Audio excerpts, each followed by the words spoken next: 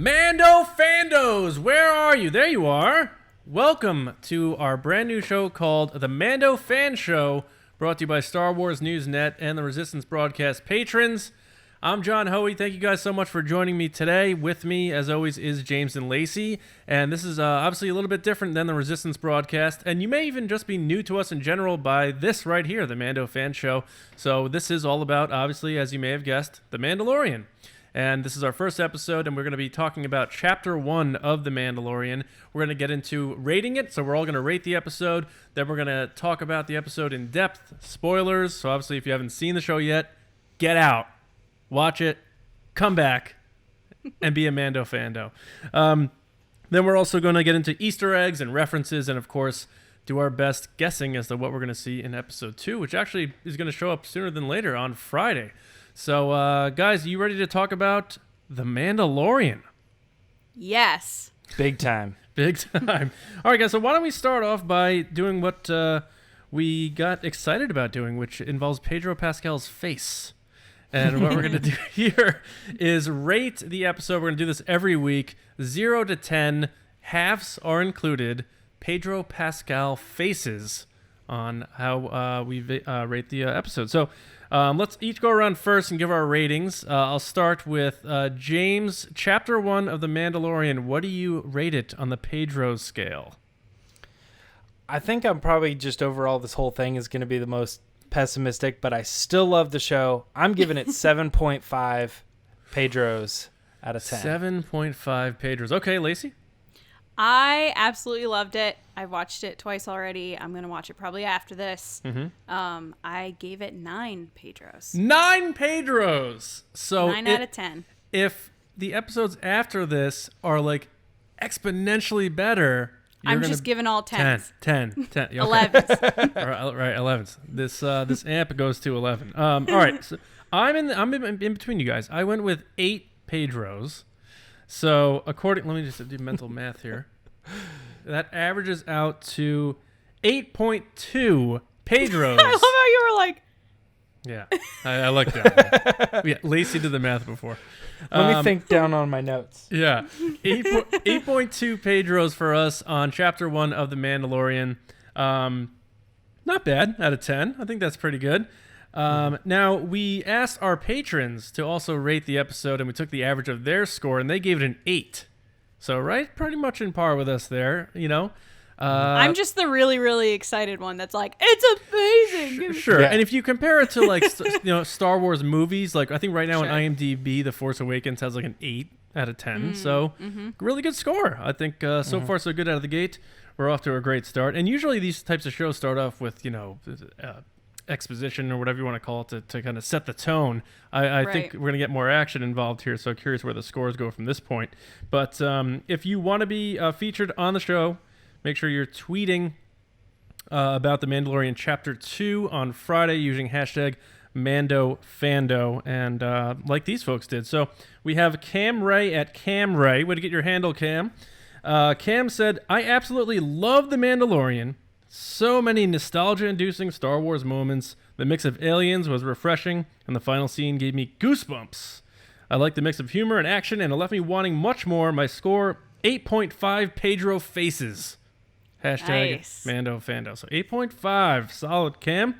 Then we have Johnny O at Limey Printmaker. And... Limey. Yeah, I guess so. British printmaker. Okay, so I'm sure he watched it legally. Way to go, Johnny. So Johnny said it was very fan servicey, good but not great. Everything with Ugnulty, nice, was excellent, and some interesting story possibilities. Early days, 7 out of 10 Pedro Pascals. Or if you don't use hashtag MandoFando, if you're a patron of the Resistance broadcast, you can get on here by sending it in on our Patreon page. Lacey puts out posts for comments, and you guys did. And this week we picked Admiral Dani at Chibigon89. Chibigon. Chibigon? Yes. Oh, I thought it was Chicago. Sorry, Dani.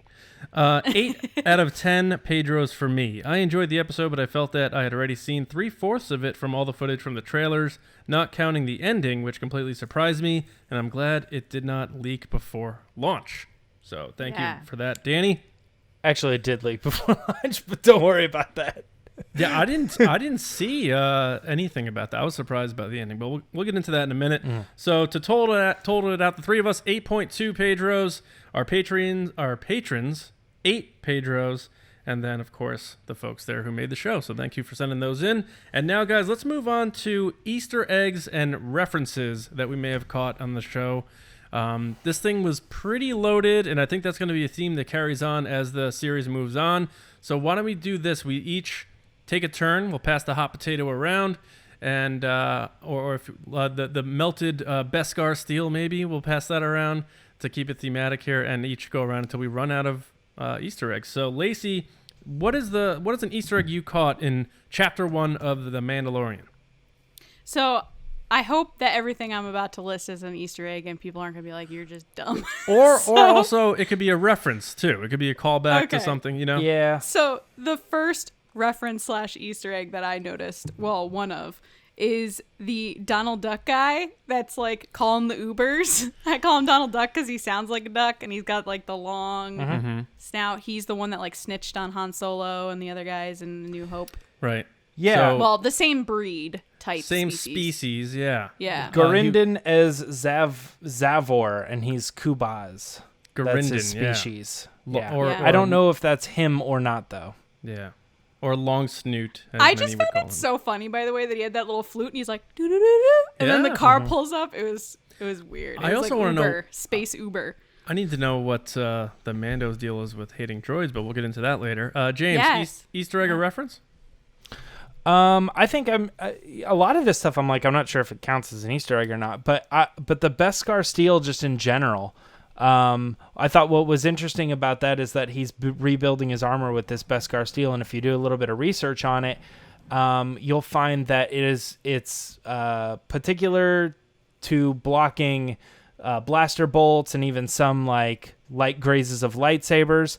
But this was washed away by Sabine Wren when she made the Duchess. She created the thing that would penetrate Beskar steel, which was a weapon to be used against their own people. So, I don't know, it's just kind of interesting. We're watching Beskar steel be melted down, and it's like, this is all part of the Mandalorian culture, and it all kind of stems on each other. So I thought that was interesting. It looked like an iPhone case that they had just like melted down. All right, I saw, obviously, land speeders via the Uber that picked up the Mandalorian. So that'll be my first one. And you immediately hear the sound before you even see it. You're like, that's a land speeder coming. Lacey? And the same shot, too. Yeah, very same, like that side shot, yeah. Yeah. So first of all, I'm playing like Battleship with you guys, where I'm crossing stuff out. Yeah, That's what I we're am doing. too. And second of all, I'm super pumped that James is going through Rebels references, because I'm not going to get those, and I know he will. So that's super exciting. I mean, I don't know. There's a whole lot, but yeah. I know, but along the way, I'm sure during the season. The next one was the reference to Life Day from the holiday special at the beginning with the Blue Gills guy, which, guys, I did like a somewhat live tweet of what I was watching. I was trying to take notes, but it just turned into a live tweet within my notes section because I didn't want to post spoilers. But during that section where I wrote this down, I also wrote, "Yo, this guy's an idiot," and it was the Horatio Sands guy. So yeah, he mentions Life Day. He wanted to be free by Life Day. You should think about posting those to the Patreon page. Yeah, they're ridiculous. All right, Life Day. We got our little holiday special. Apparently, Favreau's big on the holiday special, so we got that in there. James, you got another one? Yeah. No, I don't. Oh, all right, here's one. Hyperdrive fail sounds of the Millennium Falcon. Yeah, I was gonna say that. That surprised me because I thought that was it's supposed to be unique to the Falcon, but yeah. Where was that? I thought it was unique to in the Razor Crest when he was taking off with the monster. Yeah. Oh. Yep. Wow. You thought that was unique to something else, James? You're saying? To the hyperdrive, like a hyperdrive, like no matter what you're doing, if the hyperdrive failed, it made that sound. And I was like, he's not even trying to like light speed, so this is just like a general takeoff sound or something. I don't know. It's kind of odd to me. Okay. The iCam that was pretty much the same model from Jabba's palace when he went to go see Werner Herzog, who we don't know who his name is yet, but it went out and said almost the same thing, like, "Uda, uda, uda," you know? Yes. Yes. Yeah, I love that. I actually went back and found, listened to both, and it does say It's the same. exact same thing as Return of the Jedi. It says 2 lines, and both of them are in Return of the Jedi. Right, and it's probably like, I was sleeping. What's the matter with you? Yeah. Yeah. Lacey, you got another one? Did the door thing laugh though? Because in Return of the Jedi, it goes before it goes back in. I don't It think definitely it did. says more things in Return of the Jedi than it does here. Yeah. I just love that it laughs. It's like, oh, stupid droids. Yeah. I'm gonna do the kind of disappointing thing, which I thought that you were gonna do, John, which is the koalian monkeys, lizard monkeys, being kept in cages and roasted, which we talked about after Celebration. The Kowakian monkey lizards. Yeah, kowakian. That was very, very sad. The other one's like shivering. You're like, oh my god. Yeah, you didn't hear any laughter there. That's for sure. You knew his time was up. No, it's a good pick. James? The Mythosaur. The Mythos. So the reference to what Mandalorians ride? Yes. So there's a couple things actually here. So he says your ancestors used to ride the Mythosaur, and I was like, okay, so I should know that, and Todd's gonna be mad at me, but I was like, okay, what's the Mythosaur? Looked it up, and I was like, oh, that's the Mandalorian like symbol. That's a Mythosaur. Mm-hmm. And they actually do show that symbol above like where he goes down into the little area. So that's like the Mandalorian Club or whatever. Right. Yeah. But I thought it was interesting that they specifically called out the Mythosaur in this. Yeah, definitely. I mean, Filoni is the expert on Mandalore, so a lot of that's going to be entrenched, I think, even beyond episode 1. Let's see, another one here for me. Werner Herzog had the Empire logo in an emblem around his neck. I thought that was interesting that even though the Empire was gone, he's still repping their jewelry. So I'm curious to see what he's up to beyond this. But if he's even in the show more, who knows? But Lacey, any others? Yeah, I have a couple, but I'll do one. The money, the Imperial credits, and then the Calamarian flan or whatever it was, that weird, like, they were weird money. Yes. But as you guys know, I love Akbar, so I was like, yeah. Mm-hmm. Yeah, which is the first time we've seen that money used. Yeah, that's Can I be true. honest for a second? Mm-hmm. They look like condoms. Sorry, they do. Sorry, Lucasfilm. They do. That's all right. And everyone's talking about how jelly they are. I was like, ugh. Hey. How jelly. Speaking of jelly, James, are you jelly about all these other Easter eggs that we're naming here? No, I mean, like, I've written down a lot of these. Fire off another one. The Zuvio helmet. I thought that was similar too. Yes, we thought the same thing. Yeah. Because it's like that turquoise. Yeah, it's like a turquoise and purple or something, kind of painting or something. I'm not exactly sure. I don't think this is supposed to be that character. Right. It could be if they wanted to go back and they'd be like, yeah, he was here, and then, like, I don't know, he was doing this bad stuff, and then he decided to turn his life around and become more of a, like, police officer of some sort, you know. But who knows? Maybe that's a nod at something. But I think just in general, it more likely is probably just like reused assets or ideas, and it's probably just another one of that species or something. Yes. Speaking of species, I'm gonna cheat here and fire off 2 Trandoshan's and Jawas. No. I told you I was gonna cheat. I did. Yeah. There's I mean, I think you could sum that up into a lot of other species we've Rhodians, seen. Like there's Corins and Rhodians and all sorts of other ones. Lacey, what else you got? So back to the creatures and species thing. I mean, we talk about all the time how I feel like the movies lately, the sequel trilogy, has been lacking in all these different characters and species and creatures and whatever.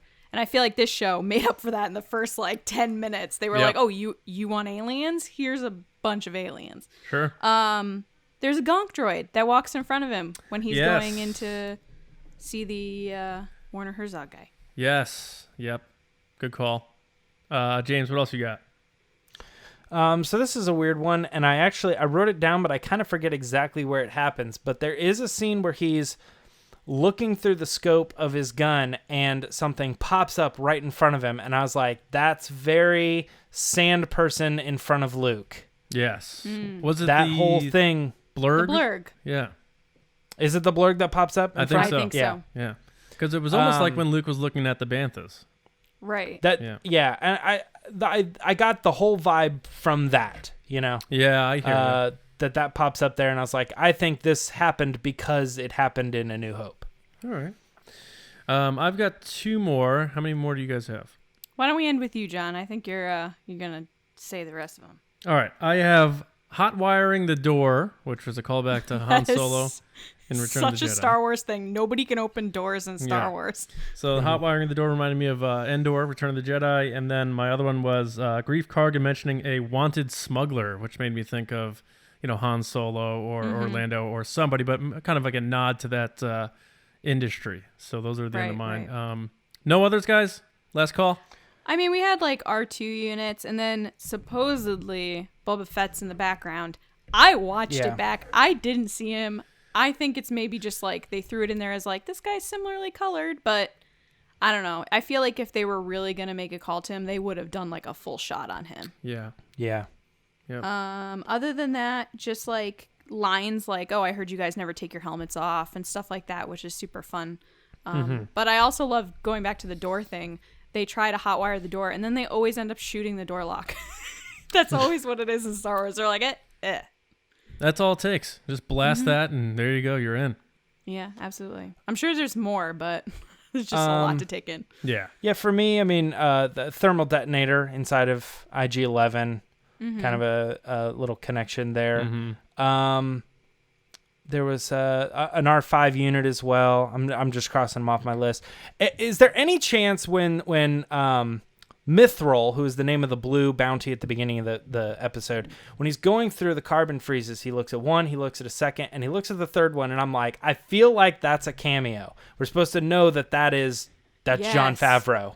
They held on a couple of those. Yeah, and I was like, one was a Rhodian, it looks like Jon Favreau to me, right? One was a Rhodian, first one. Right. Yeah, then a woman, and then a man. And the man to me right away looked like Jon Favreau. And then I looked at it later, and I was like, it actually kind of looks like Pablo Hidalgo. It would have been funnier if one of them was Vince Vaughn. Yeah. Yeah.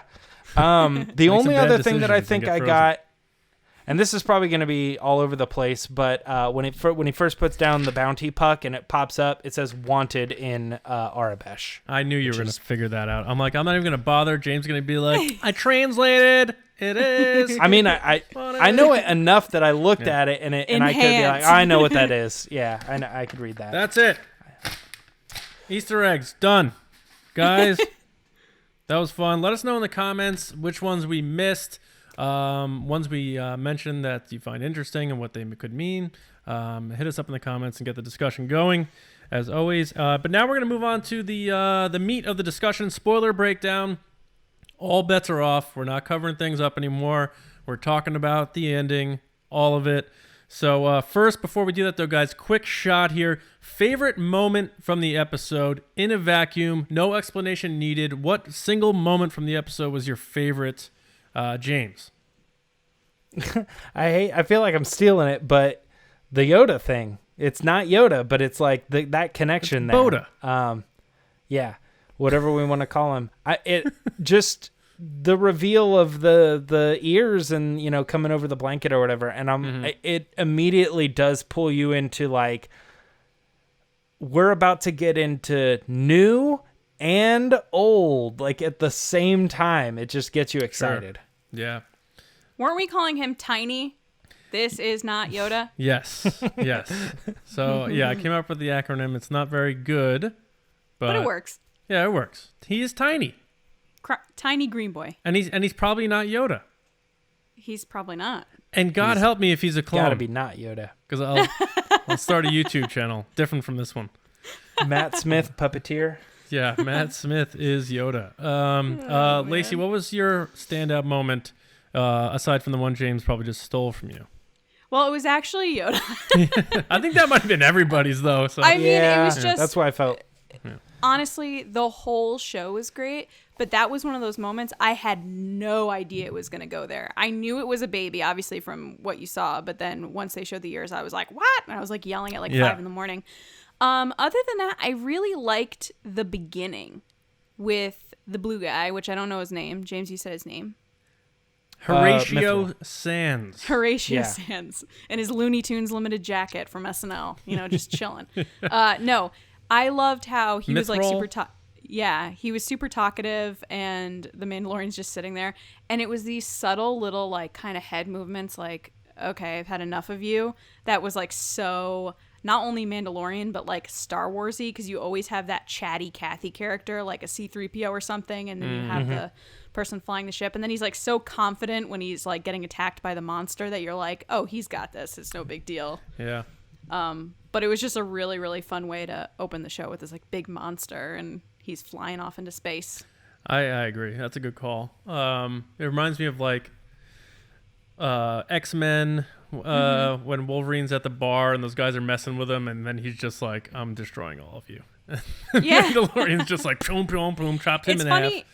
Yeah, it's funny you say that, because I definitely got a Deadpool vibe from this, because they have this guild that they're like getting hits from, and they're like passing around pucks, which could be cards like Deadpool. I got and obviously they're similar, but I don't know. I think it's because Deadpool just came out a couple years ago that that's fresh in my mind.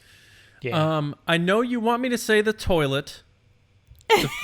The debut of a Star Wars toilet, as far in live action at least.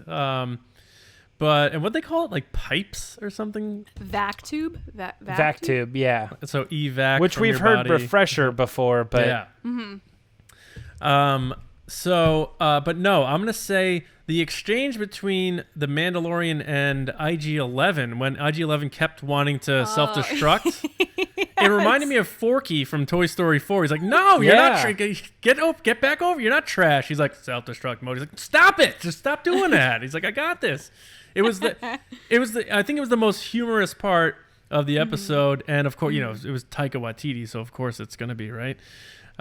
So I think that would be my pick as my favorite moment. But I mean, there was a lot. Even the Ugnulty scenes I felt were like pretty good. Sorry, I gotta plug in my laptop. The funniest thing about that is James and I both thought of you when he was like, "I have spoken." I was like, "That's John," and then he said it again, and I was like, "That's really John," and then he said it again, and I was like, "Well, someone is listening to John somewhere." There it is. I have spoken. I have spoken.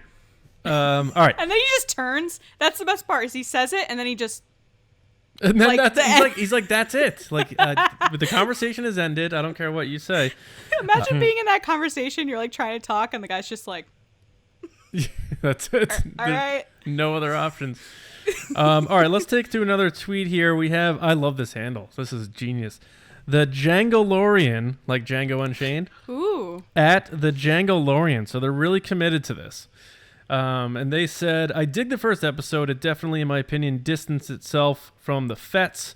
It showed me that as much as we love the Fets, they were amateurs compared to the Mandalorian." That's a fair point, I think. And he said that may not be a popular opinion. Hashtag Mando Fando. So get your fisticuffs out, Fett fans. The Mandalorian fans are coming for you. But he did show a lot of tactic there, and he didn't fly into the side of a sail barge. So I have to say, so far so good for the Mandalorian. All right, so let's talk about this whole episode, really. First impressions, like, were you guys, was it what you were expecting? Lacey, was it like going into the show and after watching it, were you like, that's kind of what I was vibing, or was it a completely different animal for you? So I would say it's exactly what I expected, because I feel like, and we've said this a couple times now, that a lot of the footage that they showed, including the first few scenes, were footage we saw at Celebration. It was footage that they showed last night. It's footage in all the TV spots. Like, everything in there was a lot of stuff that we've seen already. The only parts that we really haven't seen was pretty much the second half of the episode. And then the ending was just, like, unreal, which I wasn't expecting. But I think the thing that stood out to me the most, honestly, was the music. Because we finally got to see the music as a whole. Yeah. Instead of like bits and pieces and ominous tones as we've been saying. So it sounded very much like Tron / Blade Runner / Westworld, like exactly what you would think it would sound like, which I think is perfect. And obviously the ending had the best music, I think. Did he do Westworld? No, I think the guy that did Westworld, lady, I'm sure it's a guy. I think, did Game of Thrones. Same person. Oh, really? Okay. Yeah, that guy is good. Yeah. James, you're the music guy, so before we just start opening things up here, I'm curious, like, I really caught to the 2-note, like, his theme thing, like the Banom, or whatever that was. It's like a piano or whatever. Any vibes on takeaways from the music in this series so far? Not really a big fan. Yeah? No. Okay. No. Too different? You don't like tribal pipes and like yoga music and like... I mean, I remember coming out of Black Panther thinking they really like nailed the aesthetic of the tone. And I don't think that's wrong here either. Like there were definitely parts where I'm like, oh, this feels right. But I feel... I don't know. There's something about like it's not a score. It's just like background music. There's nothing that stands out to me because the main melodies are just like what you're saying, like 2 notes, like doo doo, doo doo, sure, or something. It's like not really doing anything. But the instrumentation is cool, but I do sometimes feel like he has a hard time figuring out what if it's supposed to be earthy or techie, which I get that he's going for both, and he probably should be going for both, but sometimes it feels like it's an earthy song, and then all of a sudden it's like these weird sounds and stuff. I listened to the soundtrack today too, just to refresh, and I'm like, some of this stuff's weird. I'm not digging it like Solo or Rogue One or anything like that. It's definitely not John Williams callbacks or anything like that, but that's why I didn't say John Williams, because it's hard to compete with that. But even the people who are competing with them, like Giacchino, for instance, I think they did a really good job. I felt like they wanted to emulate his staple, whereas this guy kind of went more off the cuff. But I wanted to start with music because a lot of people said that was their favorite part, so just curious where you guys stood on that. But now let's just open this thing up. Thoughts overall on the episode, spoilers, just whoever wants to take off and give your take on this thing. Why don't you go, John? I mean, I'll say this. Slow burn at the beginning. I know, Lacey, you said that was your favorite part. I felt like... No. My favorite part was the end. I said... I just stole it. Okay, you just stole it. Yeah. James said ending. I think once he met Ugnulty or Queel or however you pronounce him, that's when I really started feeling the depth of the story, and I felt like he was the first one to bring out any kind of humanized elements of the Mandalorian himself. He was pretty stoic and wooden up until that point, even when he was in the Mandalorian lair and having his flashbacks, which I guess we can get into in a minute, which were very like Batman to me, like we had predicted, being orphaned, and also a little bit of Jyn Erso, like go hide and that sort of thing. But when he met, Ugnulty, as we're gonna call him here, it felt almost like a mentor, but kinship there. I got like Mickey, Rocky vibes. I know, Lacey, you said that him riding the thing felt like that to you, and even some of the music felt like, because just the slow push of him watching him being like, he's finally graduated. I was like, is he about to do like a crane move? Like, on top of... And then some of the music there did sound a little bit like Creed, which this guy did the music for, right? So I definitely got those vibes. That's the connection. Yes. That's and the connection. I couldn't Spotify, figure it goes out from that. why Yeah. this music sounded like Rocky to me. I really couldn't. I was like, I don't want to say that on the show, but like, there's times where I'm like, this feels like it came out of Rocky. And you're right. That's totally it. He did Creed. So that's part of my thing is like, I'm feeling like, okay, he's pulling from his past experience, but the Rocky does not belong here. I kept making a Carl Weathers connection, but that's not it. Hey, that's a good point. That's not it. Yeah. I'm not kidding. I was listening to the Spotify soundtrack, and I'm in my car listening to it, and all of a sudden it goes to Creed. Yeah. And I'm like, this isn't in The Mandalorian. And I look down, and it's Creed. So it had gone right from one soundtrack to the other. Yep. Yeah, But it they figured sounded out. so similar Right. that when they made the switch, at first I didn't realize it was a switch. Yeah. So that whole montage of him like learning to go on the blurg, I was like, okay, so we have the guy that's like, you could do this, and you like slow push. What'd you guys think of Ognolte? Queel, whatever you want to call him. Okay, let me jump in here. This is perfect. Yeah. That whole segment with him is my least favorite of the whole episode. What?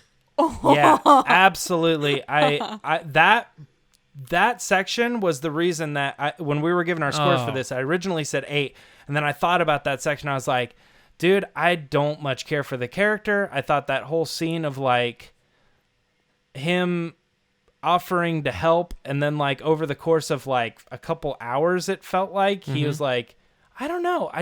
There's so much in there that I'm like, the Mandalorian doesn't feel like he felt like he had it all together. And then he came to this planet and he has no clue. And he needs this guy's help and all this other stuff. And he's riding this thing. And it felt wonky to me, a lot of it. I was like, I don't care about watching him try to learn to ride this thing. Like that does to me what the first part of the episode was doing was Hux in episode 7. And that portion was making it Hux in episode 8. I'm like, I'm not interested in watching him fall off. I don't know.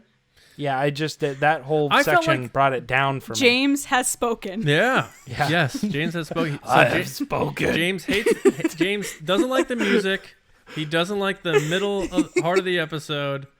We'll find something he likes. We'll get there. But no, I like a lot of the stuff, but I felt like that was kind of a thing showing like, all right, this guy isn't, all perfect. He's not MacGyver. He's not going to figure everything out and know how to do everything. He does have flaws and he is going to need help. I think that might be like riding a pony.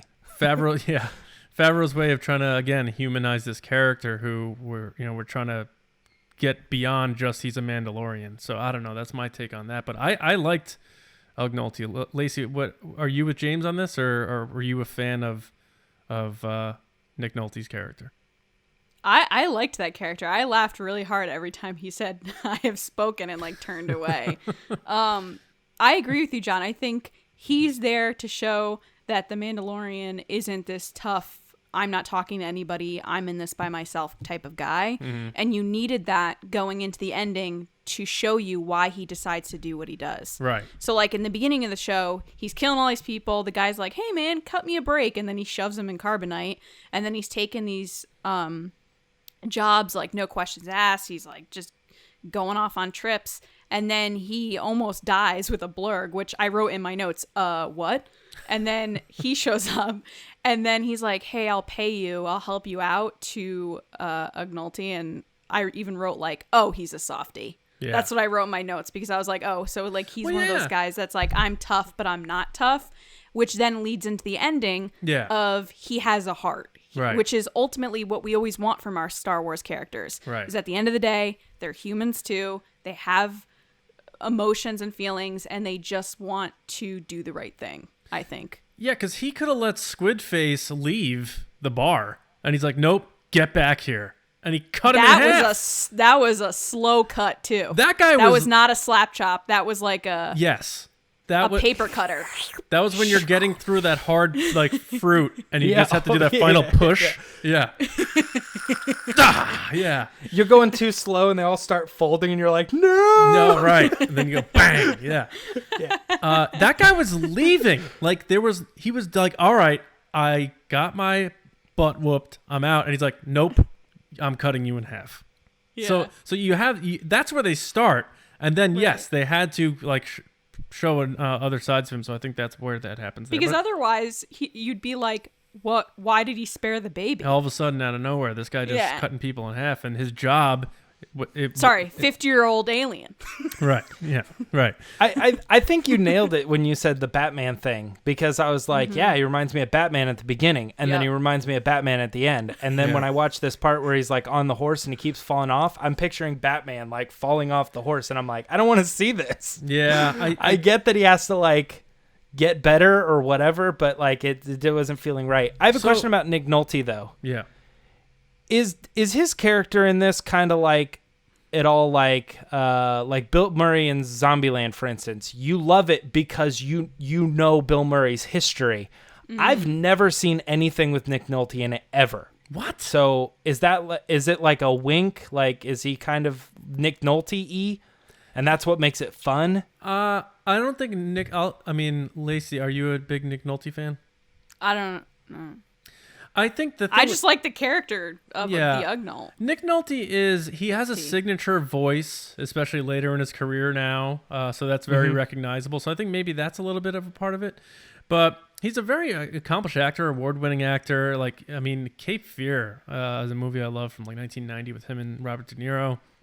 So I don't think it's not like a Gary Busey thing where people like to mix those two up, where it's like, he's wacky and zany and blah, blah, blah. Like Nick Nolte got like a DUI once, and it was a big deal because his picture was horrendous. Like you would see him in a Star Wars canteen and think he was an alien in that picture.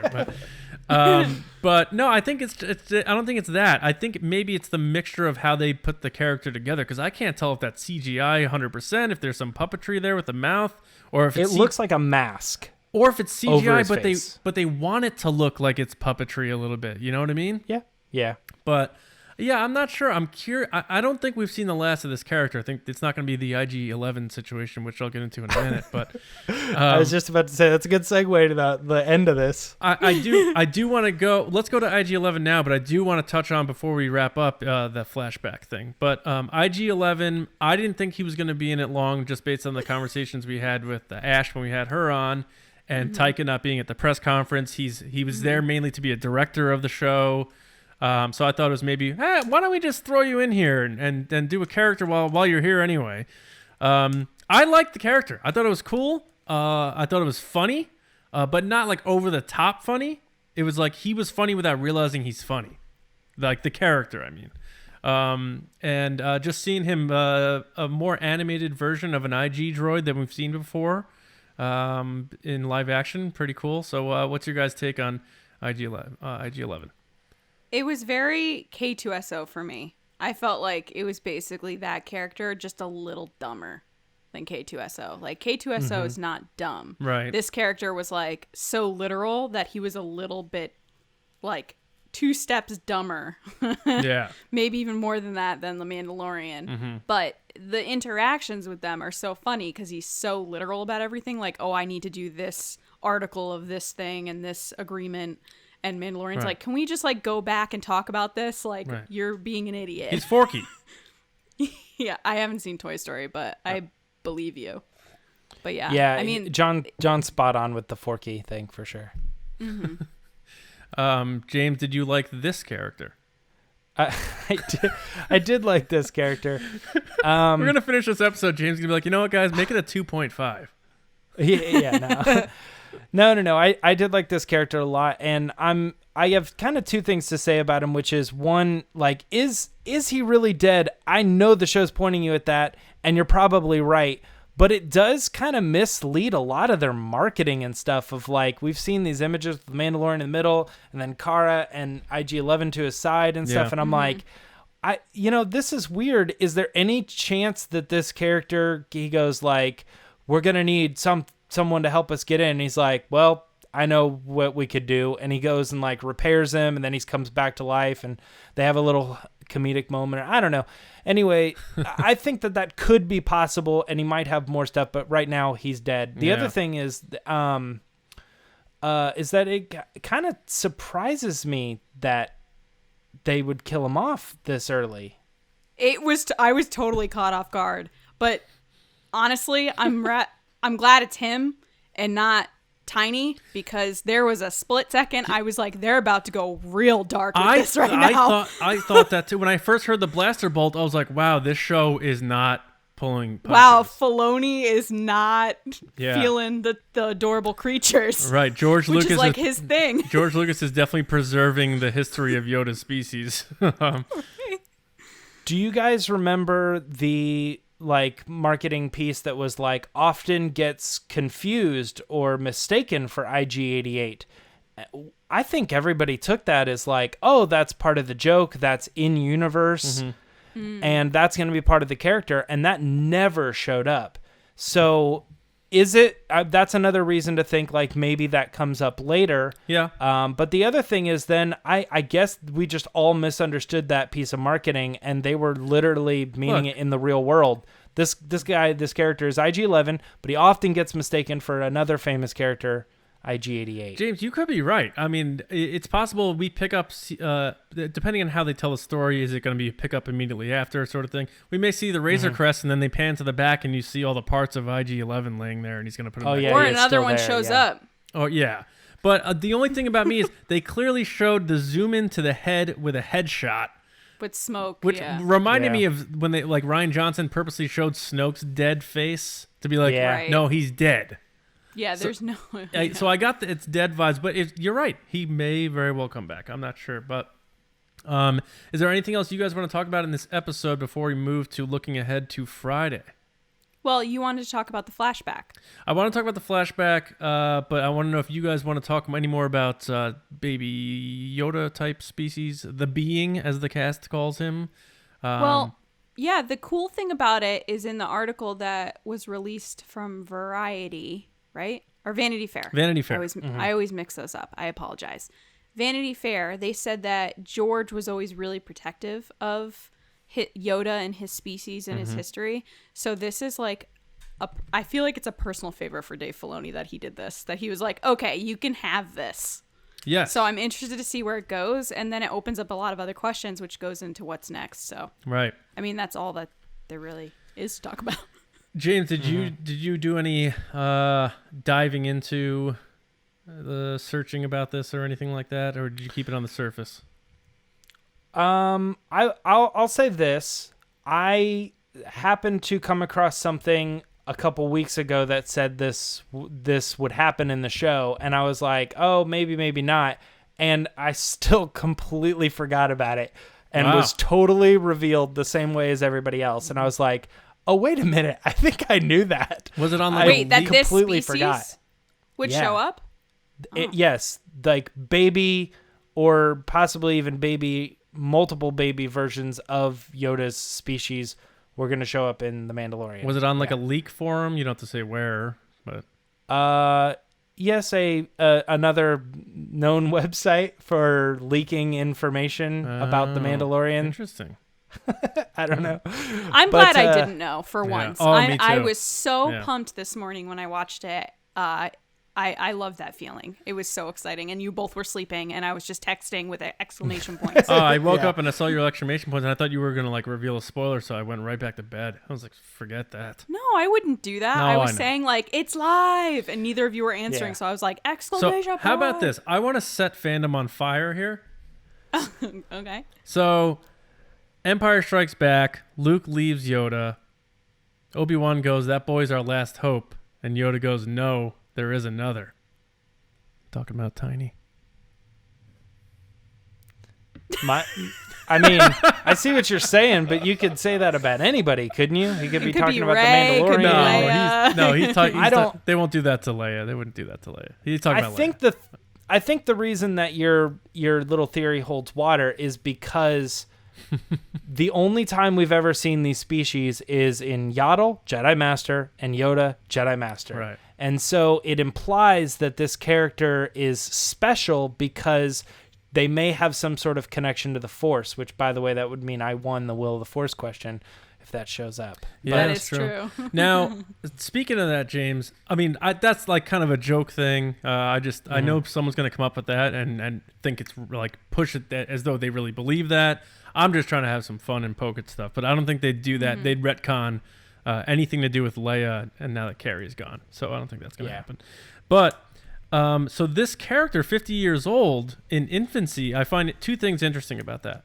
One, Yoda started training Jedi at 100 years old, so this thing better grow up pretty quick. And it's, it's halfway there, and it's still a baby. Well, it could be a teenager by 100 years old. Yeah, but I mean, yeah, perhaps. So I found Is that canon? Do we know that? Where's that from? Well, he was 900 years old in Empire, and he said, for 800 years have I trained Jedi. So there you go. Yeah. Gotcha. And then 50 years old, that puts it at born 9 years before the Phantom Menace. Yes, they said it was born while all the other movies were happening. While Yaddle and Yoda were on the council, this thing was in diapers somewhere at daycare. Yeah, that's interesting. Yeah. Like, if it's a very rare species, then Yaddle is a female. Like a late night at the Jedi Council, Yoda had a couple of drinks. And Is Yaddle female? Yeah. Yeah, Yaddle's female, Yeah. and Yoda is male. So theoretically, does Yoda have a son? Could be Yoda's son. That would be Could tough this creature show up in episode 9? I don't know. It's so crazy. But they're saying like this. That would be crazy, Lacey. Like the end is the whole starting anew and like because it has she nothing meets to do with the other- Mandalorian. Right. Yeah. And also, this could be that the reason why they want him is, it's a Palpatine order. Like, we don't know. We'll find out. I honestly think it is Palpatine. That was the first person I thought was if he's still around, he's creeping around somewhere, and he hears these things. I don't know. He's like, bring me all the Force sensitive things. The only problem with that is, then once again, you're not doing a brand new Star Wars story that has distance, because then you're pulling it right back in. So that's a little risky to me. But though I found that all that interesting. We'll talk more about Tiny or Boda. Let us know what you want to call it. We're not calling it Baby. Yeah. We'll talk more about it hopefully on Friday when we talk about Chapter 2. But guys, do you want to move on to looking ahead to Chapter 2, or do you want to talk about that flashback for a second? We can talk about the flashback. I just think it reminds me very much of Batman. It looks like he's about to be orphaned. They put him somewhere to be safe, kind of like a Jyn Erso thing, like go hide in the bunker and they'll come save you. Those are all the vibes I got. So another, a trope of Star Wars, orphanage, like being an orphan. I think that may loom large here for the Mandalorian. That's a Disney trope, not just Star Wars. Sure. Disney trope is parents always die. Or fantasy in general, yeah. Yeah. So when this scene is happening, they're talking about foundlings, which is a new term. Kind of implies like an orphan or some degree. I think there might be a possibility here that, he's turning in his old armor that is not Mandalorian armor in order to earn real Mandalorian armor.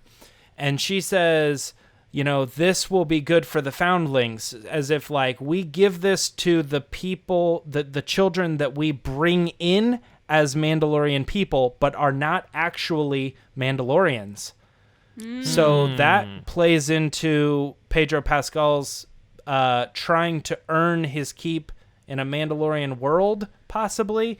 I'm trying to place on like what is a foundling within this culture, because he says he used to be one.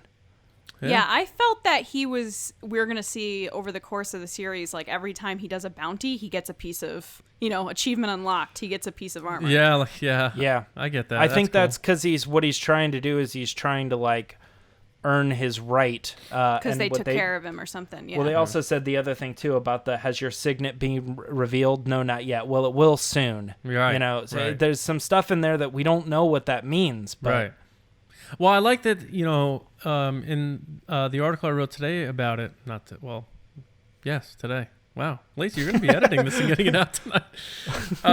I said that it felt like this asked more questions than it answered. And I kind of like that because it's setting us up for another, few hours of storytelling here. But my last takeaway on this before you project and give our guesses on what may happen in Chapter 2 is Dave Filoni can direct live action. Now that has been answered. Now I'm sure he had the training wheels on, and Jon Favreau's not going to let him screw up. So obviously he had support there, and even George Lucas visited the set and was there to support him and all that stuff, which is really sweet when you think about it.